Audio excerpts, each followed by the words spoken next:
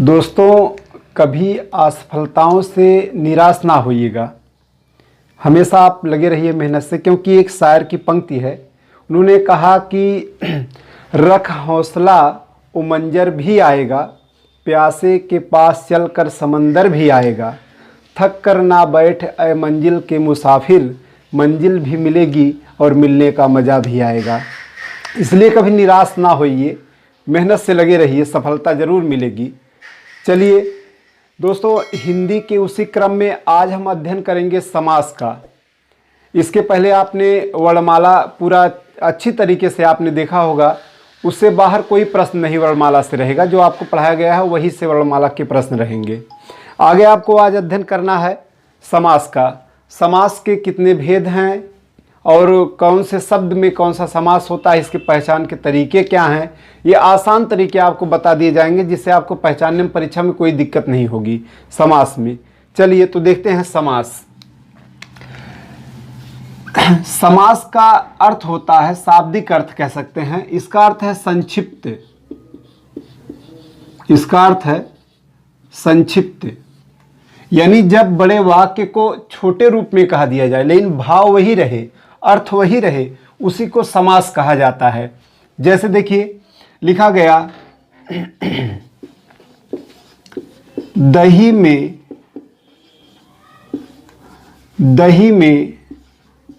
डूबा हुआ बड़ा। इतना बड़ा शब्द लिखा गया, दही में डूबा हुआ बड़ा। इस बड़े वाक्य को इस तरीके से छोटा किया जाए कि इसके अर्थ में कोई परिवर्तन ना हो। तो हम इस बीच से इन शब्दों को, ये शब्द हैं सभी, इन सब इतने बड़े शब्द को इतने छोटे रूप में किया जाए कि इसमें परिवर्तन अर्थ में ना हो। तो इन शब्दों को हटा दिया जाए। इन शब्दों को हटा करके जब इन्हें मिला दिया जाएगा, ये आपका शब्द जो बनेगा दही बड़ा, इसका अर्थ भी वही रहेगा कि दही में डूबा हुआ बड़ा। और इसके इसी प्रकार से जैसे लिखा गया, रेल पर चलने वाली गाड़ी।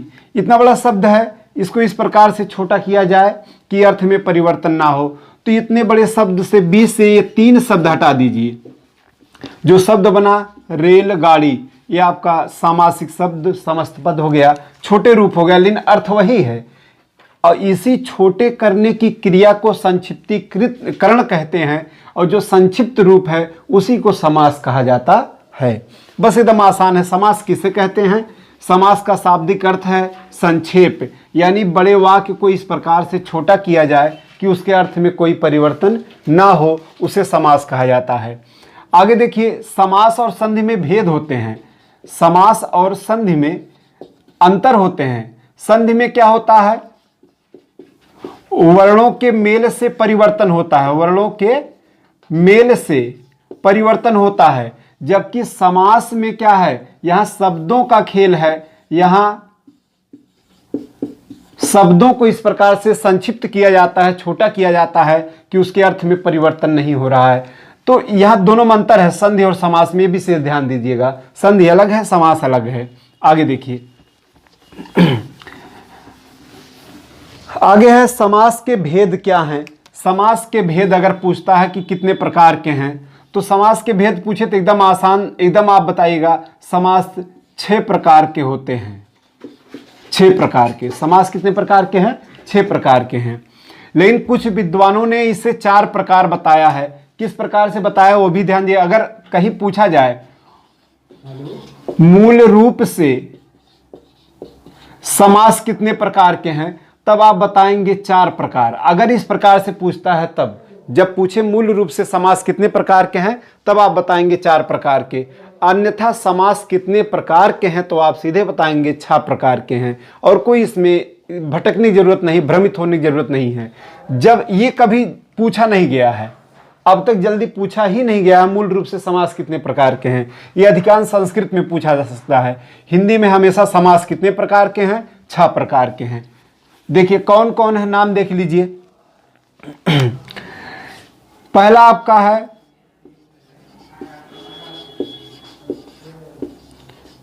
अव्ययी भाव समास। पहला अव्ययीभाव समास, दूसरा है द्वंद्व समास, तीसरा है तत्पुरुष समास और चौथा आपका है कर्मधारय समास और पांचवा आपका है द्विगु समास और छठवां आपका है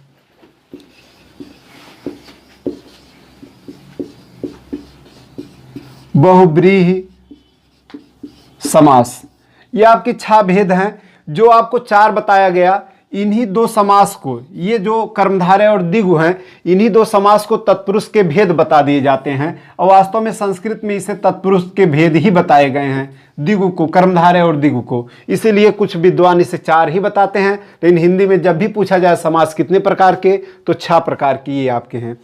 इसमें पूछा जाता है कभी कभी प्रश्न, पद की प्रधानता, कि समास में कौन सा पद प्रधान है। तो इसके लिए आप विशेष ध्यान दीजिएगा। अव्ययीभाव समास में हमेशा पूर्व पद, चाहे पूर्व कहें या प्रथम पद प्रधान होता है। द्वंद्व में दोनों पद प्रधान। तत्पुरुष समास में उत्तर पद प्रधान और इसी के भेद होने की वजह से इन दोनों में भी उत्तर पद प्रधान होता है, कर्मधारय में और द्विगु में। इधर है बहुब्रीहि समास, इसमें अन्य पद प्रधान होता है, अन्य पद प्रधान। बस इतना आपको ध्यान देना कि इसमें कौन सा पद प्रधान है। एकदम आसान है। पूर्व पद प्रधान केवल एक में है अव्ययीभाव समास, दोनों पद प्रधान केवल एक में है द्वंद्व समास, उत्तर पद प्रधान 3 में है, कौन कौन, तत्पुरुष, कर्मधारय और द्विगु में।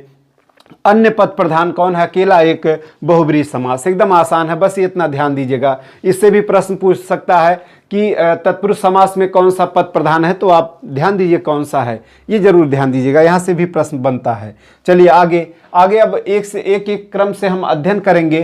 पहले आज अध्ययन करेंगे अव्ययीभाव समास का, कैसे क्या इसके नियम हैं, कैसे आप पहचानेंगे किस शब्द में कौन सा पद प्रधान, कौन सा समास है। एकदम आसान है, देख लीजिए। अव्ययीभाव समास, अव्ययीभाव समास, यह जो लिखा अव्यय, पहला शब्द अव्यय, अव्यय इसमें बताया गया पूर्व पद प्रधान होता है। इसका नियम है, परिभाषा है कि जिस समास का पूर्व पद प्रधान हो और क्या हो, अव्यय हो। अव्यय किसे कहते हैं, वह शब्द जिसमें लिंग वचन कारक के अनुसार कोई परिवर्तन ना किया जा सके, उसी को अव्यय कहा जाता है। अव्यय को पहचानना बड़ा कठिन है। जैसे कुछ आसान तरीका बताइए, जिस शब्द में लिंग वचन कारक के अनुसार बदलाव नहीं हो रहा है, अव्यय है वह। लेकिन इसे पहचानना बड़े बड़े विद्वानों के लिए कठिन हो जाता है, कभी शब्द दे दिया जाए तो। इसके लिए आप आसान तरीका रखिए, जो ये आ लिखा है, यहाँ लिखा आ, इसी को समझ लीजिए उ माने उपसर्ग, ऐसे आप समझ लीजिए, केवल आसान तरीका बताया जा रहा है। इसे आ को समझ लीजिए उ लिखा है, उ माने उपसर्ग, यानी जितने उपसर्ग से बने शब्द हैं सभी किस समास में आएंगे, अव्ययीभाव समास में। एकदम आसान तरीका, कुछ उदाहरण देखिए आप समझ जाएंगे। उदाहरण जैसे लिखा गया, उदाहरण देख लीजिए, कुछ आप समझ जाएंगे आसानी से। उदाहरण लिखा है कि जैसे बेखटके प्रतिदिन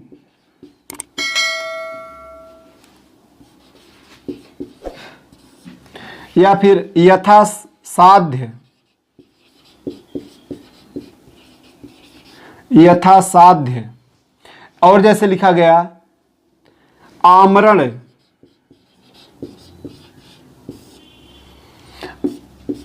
और जैसे लिखा गया हर रोज,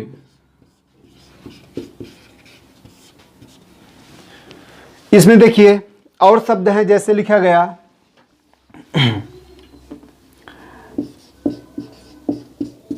रातों रात,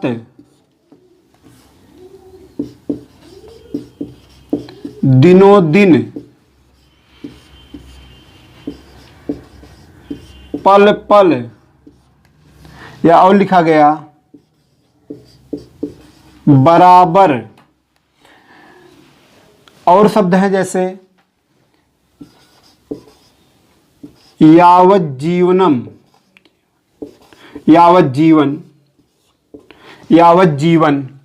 इन शब्द में देखिए, इतने उदाहरण में देख लीजिए, जैसे ये शब्द आपको मिले, इसका विग्रह होता है बेखटके। यहाँ जो दो पद हैं, दो पद कौन है? एक है बे, दूसरा खटके।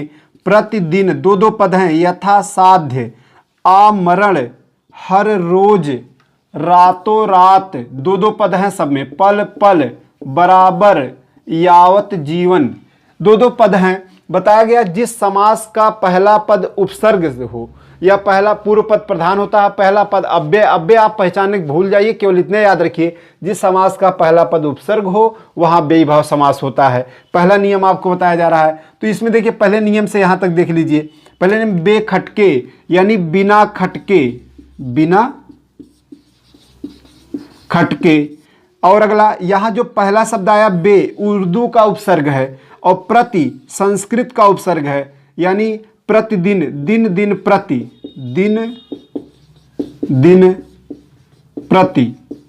और जैसे यथा साध्य यानी साध्य के अनुसार, साध्य के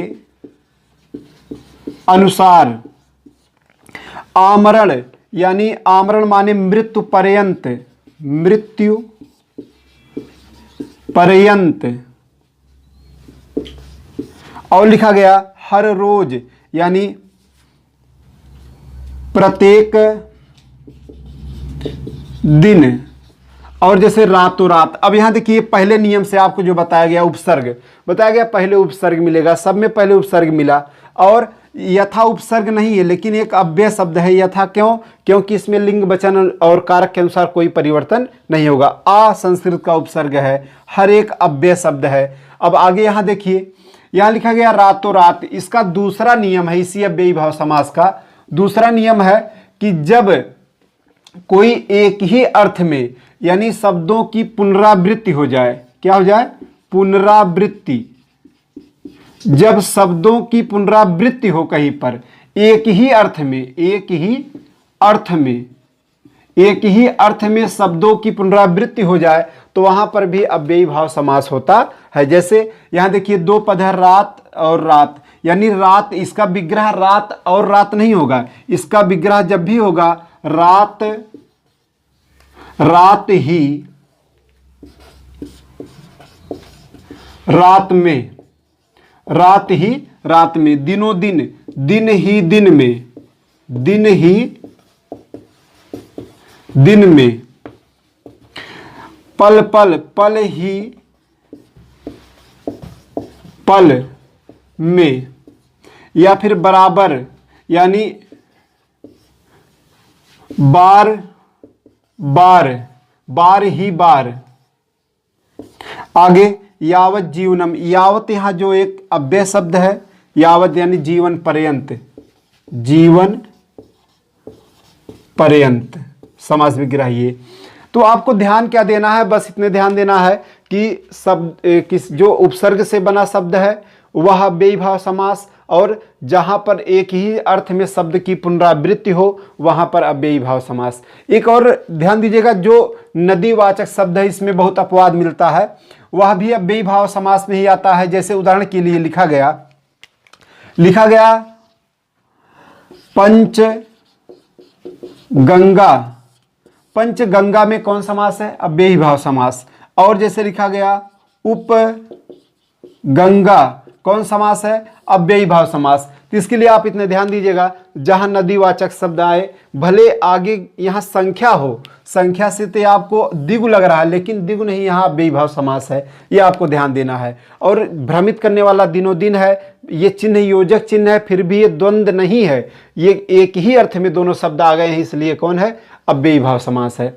बस अव्ययी भाव समास में इतना ही आपको ध्यान देना है और इससे बाहर नहीं रहेगा। तीन नियम जो बताए गए, क्या क्या तीन नियम हैं? एक आपको बताया गया उपसर्ग रह से बना शब्द, दूसरा बताया गया पुनरावृत्ति एक ही शब्द की, एक और है नदीवाचक,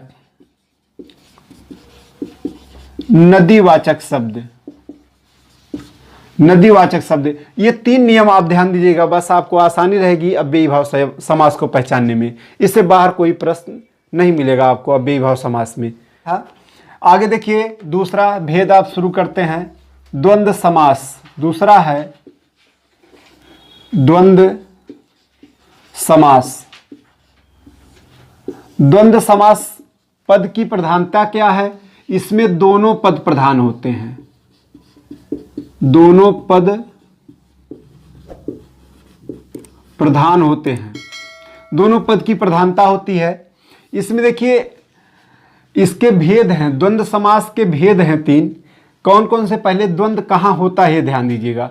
द्वंद्व लिखा कैसे गया? यहां लिखा गया आधा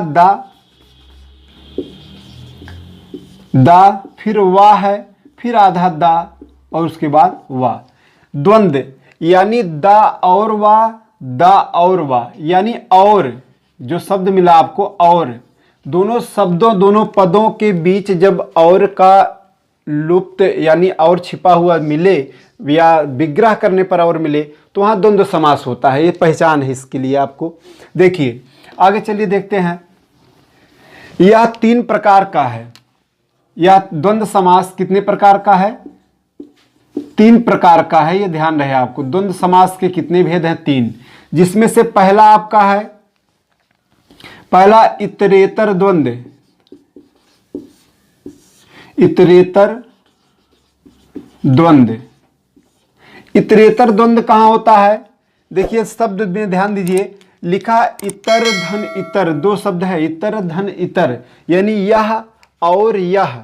ध्यान दीजिए क्या है? यह और यह, यानी इसका जब विग्रह होगा तो दोनों शब्दों के मध्य क्या जोड़ा जाएगा? और जोड़ा जाएगा। जैसे उदाहरण देखिए, 2-3 उदाहरण देखेंगे आप समझ जाएंगे। जैसे लिखा गया मां बाप, या गाय बैल। ओह 1 मिनट गलती हो गई, माँ बाप। आगे देखिए गाय बैल, और जैसे स्त्री पुरुष। आगे जैसे और उदाहरण है, जैसे लिखा गया इधर उधर, और जैसे लिखा गया सीधा नहीं, तन मन धन। ये देख लिए। और इस जैसे लिखा गया माता पिता। इतने में देखिए आप लिखा गया इतरेतर द्वंद्व। इतरेतर द्वंद्व विग्रह में और आपको मिलेगा इतर, यानी यह भी और यह भी, एकदम आसान है। माँ बाप, जब इसका विग्रह होगा तो विग्रह करते समय लिखा जाएगा माँ और बाप। आगे लिखा गया गाय बैल, विग्रह गाय और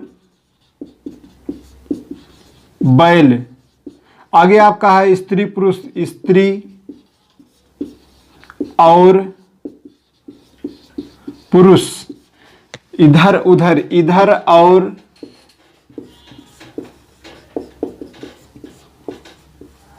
उधर। यहां लिखा गया तन और मन और धन। लिखा गया नीचे माता और पिता। यह आपका समास विग्रह है इतरेतर द्वंद्व का। आगे देखिएगा, इसमें एकदम आसान बताया गया यह भी और यह भी, यानी दोनों शब्दों के बीच क्या मिला? और। आगे देखिए दूसरा आपका है, दूसरा है समाहार द्वंद्व। समाहार द्वंद्व इसमें क्या है? समाहार माने होता है समूह। ये समूह का बोधक है। किसका बोधक है? समूह का बोधक है समाहार। यानी जहां समाहार माने समाया हुआ, जैसे दो शब्दों में केवल दो ही शब्द नहीं और लोग भी समाये हों, उसी को समाहार द्वंद्व कहा जाता है। एकदम उदाहरण से आप समझ जाएंगे, जैसे लिखा गया जीव जंतु, और उदाहरण है जैसे चाल चलन, या फिर आगा पीछा, या और लिखा गया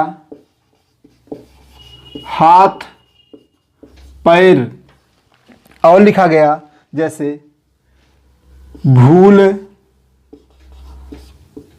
चाल। देखिए एकदम आसान कहा गया। समाहार द्वंद्व में यह बताया गया कि समूह का बोधक होता है।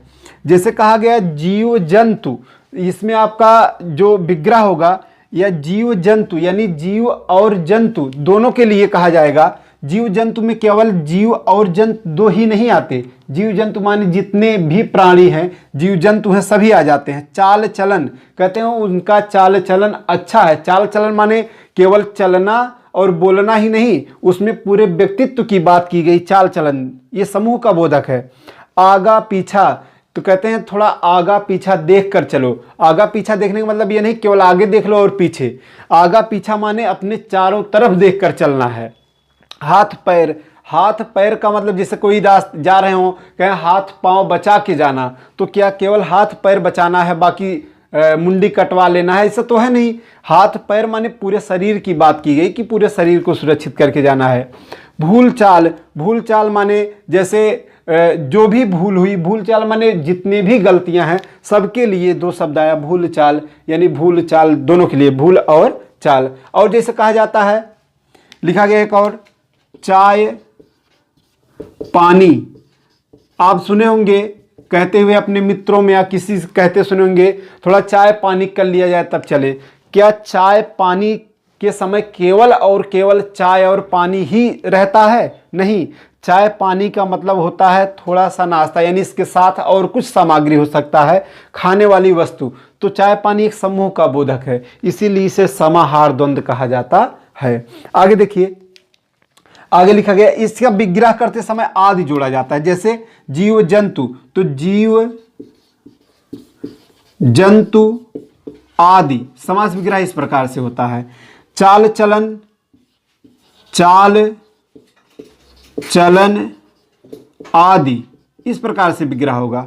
आगा पीछा, आगा पीछा आदि इस प्रकार से, यानी समूह का बोधक है। हाथ पैर, हाथ पांव आदि, भूल चाल आदि, चाय पानी आदि, यानी सब में विग्रह करते समय आदि जोड़ा जाता है। तो परीक्षा में आपको विग्रह तो करना नहीं, लेकिन केवल इतना जानते रहें आप, जो समूह का बोधक हो उसे समाहार द्वंद्व कहा गया है।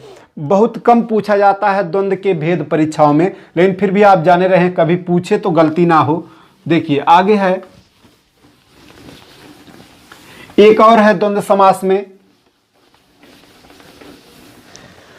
आखिरी है वैकल्पिक द्वंद्व। तीसरा है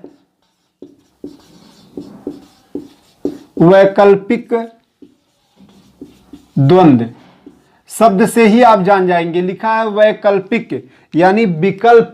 जब दो में से दो शब्द, तो द्वंद्व समास में दो पद हैं, दोनों में से किसी एक को चुनने की बात हो तो वहां वैकल्पिक द्वंद्व होता है और इसके विग्रह में या लगाया जाता है। क्या लगाया जाता है? या। जैसे लिखा गया पाप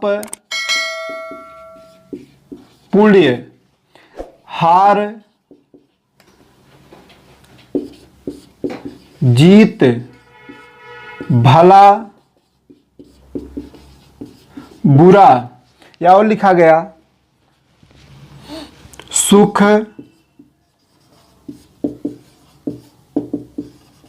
दुख, या और भी आपका है जैसे दो चार। एकदम आसान है, देखिएगा वैकल्पिक द्वंद्व। यहां शब्द में हमने बताया वैकल्पिक यानी विकल्प, जहां हो क्या हो? विकल्प यानी चुना जाए, जहां से चुना जाए, केवल दोनों में से कोई एक। जैसे इसके विग्रह करते समय या लगाया जाता है, पाप या पुण्य, हार या जीत, भला या बुरा, वह आदमी भला बुरा है, इज्जत नहीं कहा जाएगा, वह आदमी भला या बुरा है, दोनों में से कुछ है। सुख दुख, दोनों में से कुछ है। दो चार, कहे कि दो चार लोग आए हैं, तो दो चार लोग माने दो, या तो दो आए हैं या तो चार एक ही है, तो दो या चार। तो इस प्रकार से आपका वैकल्पिक द्वंद्व है, एकदम आसान है। विग्रह करते समय या लगाना है, पाप या पुण्य। आगे हार या जीत, भला बुरा का जैसे हो गया भला या बुरा, सुख दुख, सुख या दुख। आगे दो चार, दो या चार। इस प्रकार से आपका वैकल्पिक द्वंद्व है, ये आपको आसानी होगी समझने में। बस ये रहा आपका द्वंद्व समास। इसी प्रकार से आगे आपको अगला बताया जाएगा। कैसा लगा ये वीडियो, कितना समझ में आया आपको, कमेंट करके जरूर बताइएगा मित्रों। चलिए बस इतना ही, आगे अगला वीडियो पुनः मिलता है आपको।